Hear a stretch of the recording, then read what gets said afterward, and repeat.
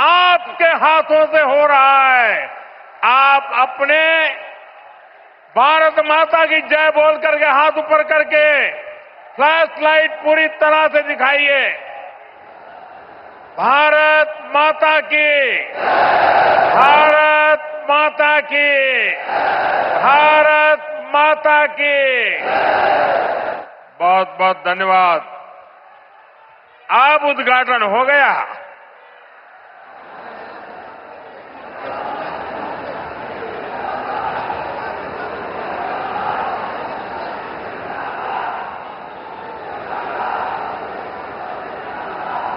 उत्तर प्रदेश के राज्यपाल आनंदीबेन पटेल, यहां के मुख्यमंत्री योगी आदित्यनाथ जी, उप मुख्यमंत्री केशव प्रसाद मौर्य, ब्रजेश पाठक, केंद्रीय मंत्रिमंडल के मेरे सहयोगी श्री राम मोहन नायडू जी, पंकज चौधरी जी, ज्यूरिक एयरपोर्ट के चेयरमैन, मंत्रीगण, जोसेफ सांसद, विधायक, अन्य मंत्रीगण और मेरे प्यारे भाई और बहनों, अन्य महानुभाव और मेरे प्यारे भाई और बहनों,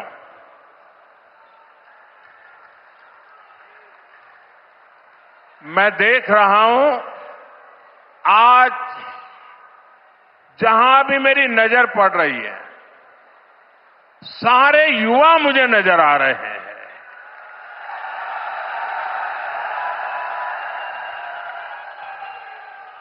उत्साह से भरे युवा हैं, जोश से भरे हुए युवा है,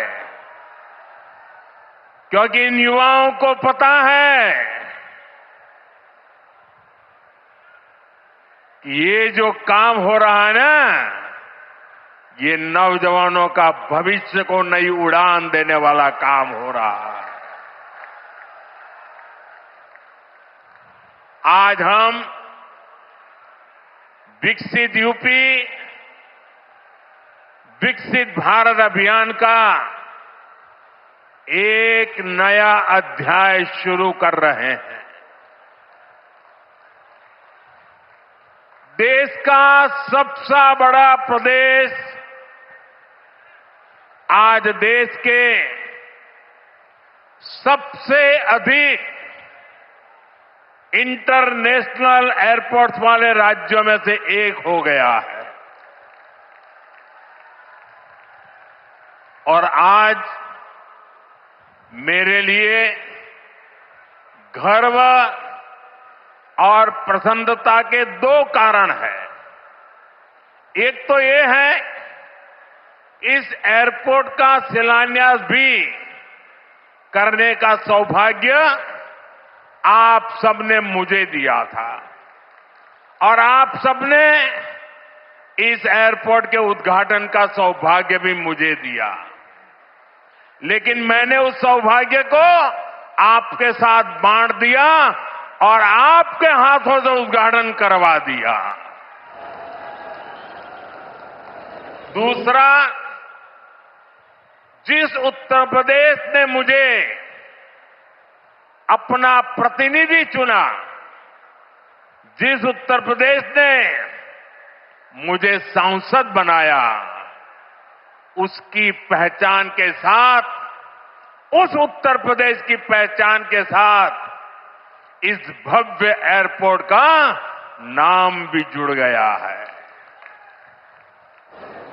साथियों, नोएडा का ये एयरपोर्ट आगरा, मथुरा, अलीगढ़, गाजियाबाद, मेरठ, इटावा, बुलंदशहर, फरीदाबाद, इस पूरे क्षेत्र को बहुत बड़ा लाभ होने वाला है। हिंदुस्तान को और उत्तर प्रदेश को तो होना ही होना है। ये एयरपोर्ट पश्चिमी उत्तर प्रदेश के किसानों, छोटे और लघु उद्योगों, यहां के नौजवानों के लिए अनेक नए अवसर लेकर आने वाला है। यहां से दुनिया के लिए विमान तो उड़ेंगे ही, साथ ही ये विकसित उत्तर प्रदेश की उड़ान का भी प्रतीक बनेगा। मैं उत्तर प्रदेश को विशेष रूप से पश्चिम उत्तर प्रदेश की जनता को इस भव्य एयरपोर्ट के लिए बहुत बहुत बधाई देता हूं। साथियों, आज का ये कार्यक्रम भारत के नए मिजाज का प्रतीक है।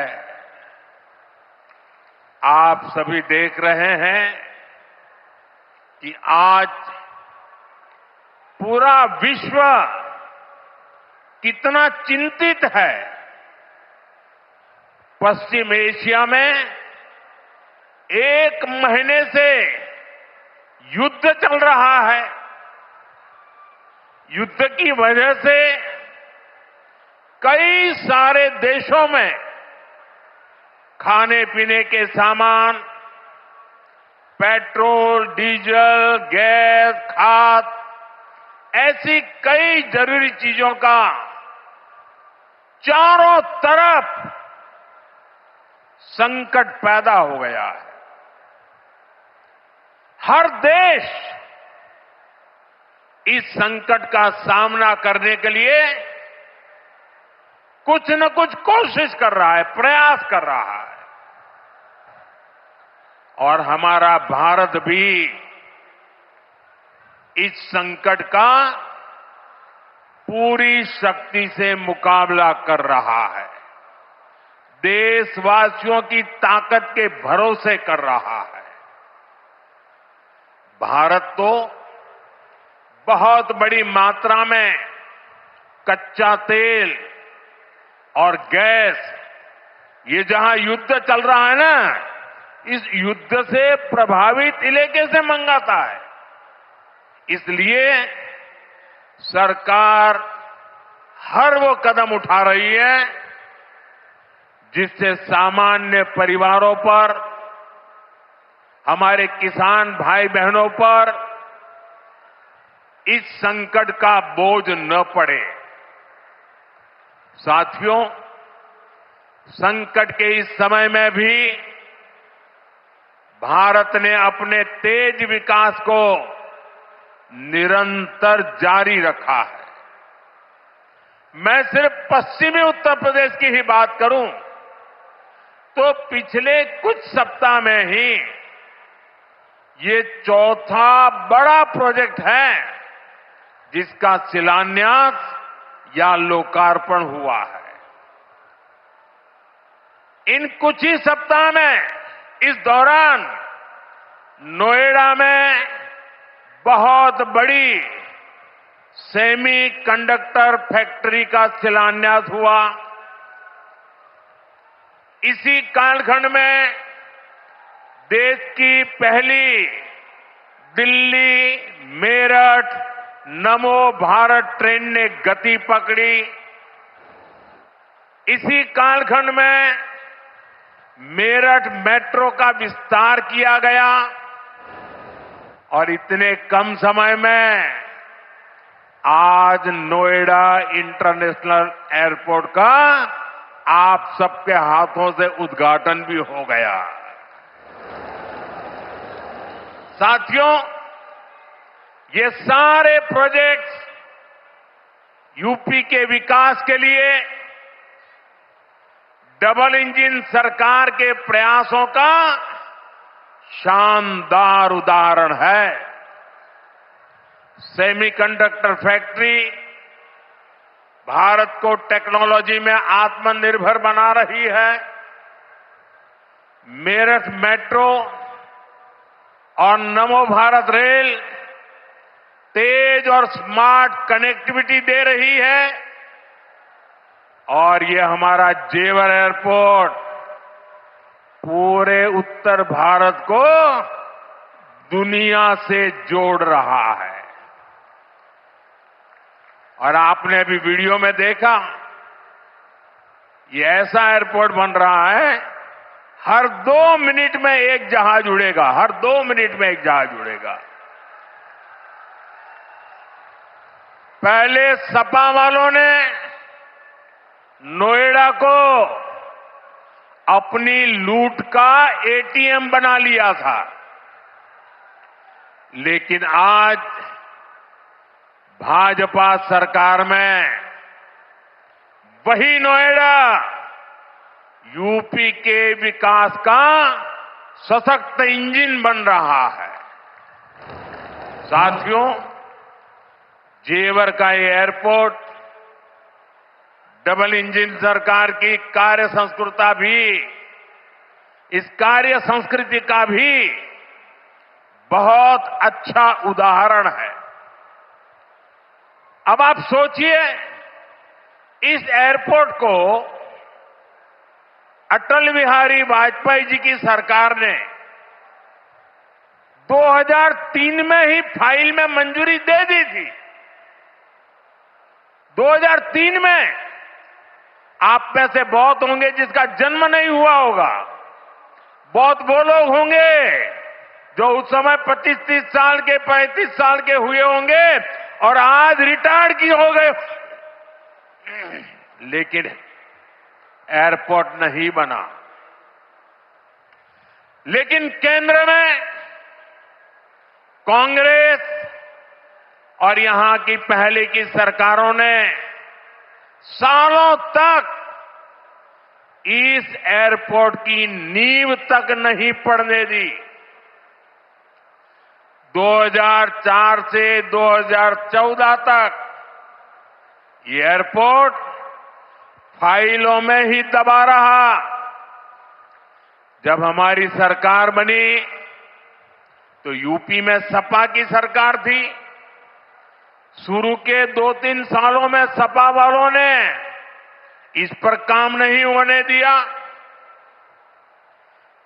लेकिन जैसे ही यहां भाजपा एनडीए की सरकार बनी, दिल्ली में भाजपा एनडीए की सरकार बनी, तो जेवर एयरपोर्ट की नींव भी पड़ी, निर्माण भी हुआ और अब ये शुरू भी हो गया है। साथियों, एयरपोर्ट के अलावा ये क्षेत्र देश के 2 बड़े फ्रेट कॉरिडोर का भी हब बन रहा है। ये फ्रेट कॉरिडोर मालगाड़ियों के लिए बिछाई गई स्पेशल पटरियां हैं। इससे उत्तर भारत की बंगाल और गुजरात के समंदर से कनेक्टिविटी बेहतर हो गई है और दादरी वो स्थान है जहां ये दोनों कॉरिडोर आपस में मिलते हैं। यानी यहां किसान जो उगाते हैं, यहां उद्योग जो कुछ बनाते हैं, वो जमीन से, हवाई मार्ग से दुनिया के कोने कोने तक तेजी से जा पाएगा।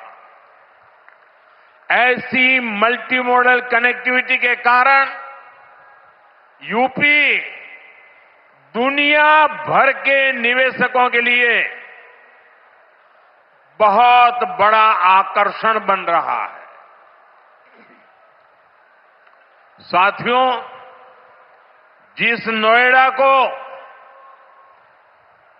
पहले अंधविश्वास के कारण अपने हाल पर छोड़ दिया गया था, कुर्सी जाने के डर से पहले के सत्ताधारी यहां आने से डरते थे। मुझे याद है, यहां की सपा सरकार थी और मैंने नोएडा आने का कार्यक्रम बनाया तो मुख्यमंत्री इतने डरे हुए थे कि वो उस कार्यक्रम में नहीं आए और मुझे भी डराने की लोगों ने कोशिश की कि नोएडा मत जाओ मोदी जी, अभी अभी प्रधानमंत्री बने हो। मैंने कहा इस धरती का आशीर्वाद लेने जा रहा हूं जो मुझे लंबे अरसे तक सेवा करने का मौका देगा।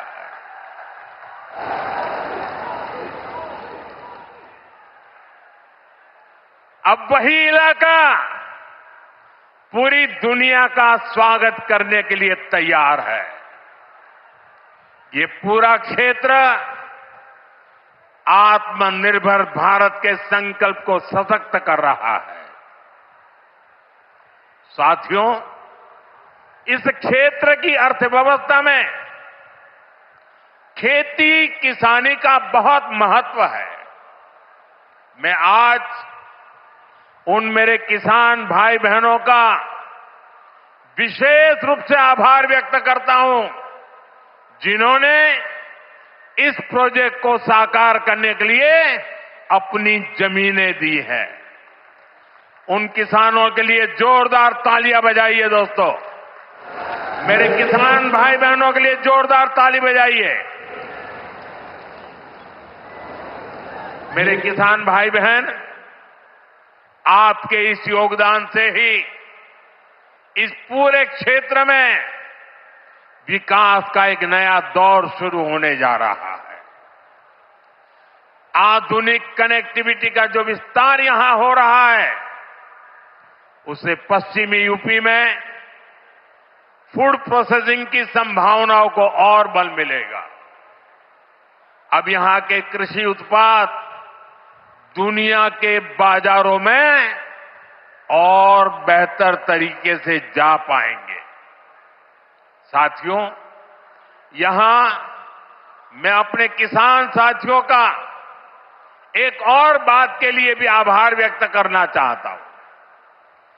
आपके गन्ने से जो इथेनॉल बनाया गया है, उससे कच्चे तेल पर देश की निर्भरता कम हुई है। अगर इथेनॉल का उत्पादन न बढ़ता, पेट्रोल में उसकी ब्लेंडिंग न बढ़ती, तो देश को हर वर्ष 4.5 करोड़ बैरल 4.5 करोड़ बैरल यानी लगभग 700 करोड़ लीटर कच्चा तेल विदेशों से मंगवाना पड़ता। किसानों के परिश्रम ने देश को इस संकट के समय में इतनी बड़ी राहत दी है। साथियों, इथेनॉल से देश को तो फायदा हुआ ही है, किसानों को भी बहुत बड़ा लाभ हुआ है। इससे करीब 1.5 लाख करोड़ रुपए की विदेशी मुद्रा बची है। यानी इथेनॉल न बनाते तो ये पैसा विदेश जाना तय था। बीते वर्षों में इतना सारा पैसा देश के किसानों को मिला है, गन्ना किसानों को मिला है। साथियों, यहां के गन्ना किसानों ने तो पहले के वो दिन भी देखे हैं जब कई सालों तक गन्ने का बकाया लटका रहता था।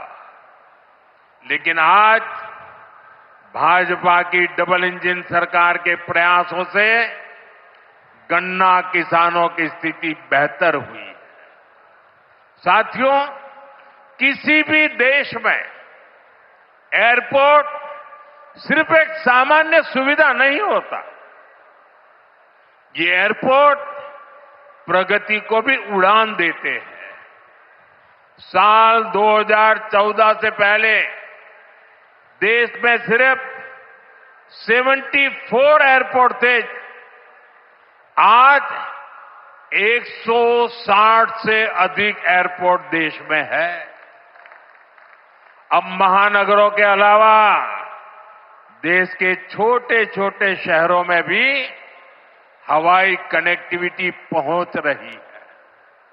पहले जो सरकारें रही हैं, वे मानती थी कि हवाई यात्रा सिर्फ अमीरों के लिए ही होनी चाहिए, लेकिन भाजपा सरकार ने सामान्य भारतीयों के लिए हवाई यात्रा को आसान बना दिया है।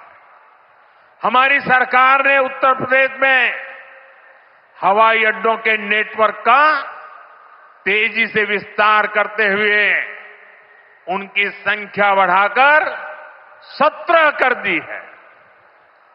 साथियों, भाजपा सरकार का निरंतर प्रयास रहा है कि एयरपोर्ट भी बने और किराया भाड़ा भी सामान्य परिवारों की पहुंच में रहे। इसलिए हमने उड़ान योजना शुरू की थी। इस स्कीम के कारण बीते कुछ सालों में 1,60,00,000 से अधिक देशवासियों ने उड़ान योजना से टिकट लेकर सस्ती दरों पर हवाई यात्रा की है। और मैं आपको एक और जानकारी देना चाहता हूं। हाल में ही केंद्र सरकार ने उड़ान योजना को और विस्तार दिया है। इसके लिए लगभग 29,000 करोड़ रुपए की स्वीकृति दी गई है। आने वाले वर्षों में इसके तहत छोटे छोटे शहरों में 100 नए एयरपोर्ट और 200 नए हेलीपैड बनाने की योजना है। यूपी को भी इससे बहुत अधिक लाभ होगा। साथियों, भारत का एविएशन सेक्टर बहुत तेजी से गति और विकास कर रहा है। जैसे जैसे भारत में नए नए एयरपोर्ट बन रहे हैं, वैसे वैसे नए हवाई जहाजों की जरूरत भी बढ़ती जा रही है। इसलिए देश की अलग अलग एयरलाइंस ने सैकड़ों नए जहाजों के ऑर्डर दिए हैं।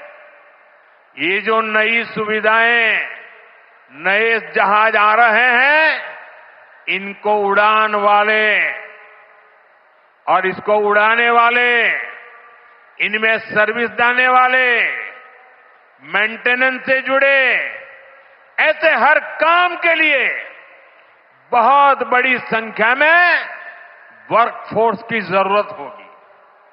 ये युवाओं के लिए बहुत बड़ा अवसर है। इसलिए हमारी सरकार एविएशन सेक्टर में ट्रेनिंग की सुविधाओं का भी विस्तार कर रही है। साथियों, आप जब अपनी कोई गाड़ी खरीदते हैं तो ये जरूर देखते हैं कि उस गाड़ी बनाने वाली कंपनी का सर्विसिंग सेंटर आसपास है या नहीं है।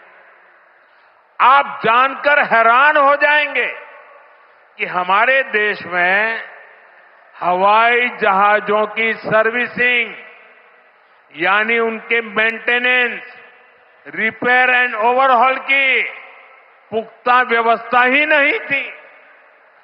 भारत के 85 एयरपोर्ट 85% हवाई जहाजों को आज भी मेंटेनेंस, रिपेयर एंड ओवरहॉल यानी एमआरओ के लिए इस काम के लिए विदेश भेजना पड़ता है।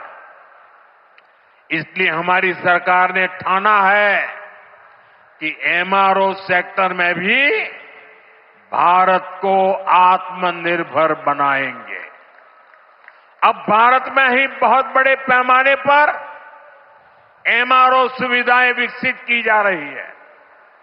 आज यहां जेवर में भी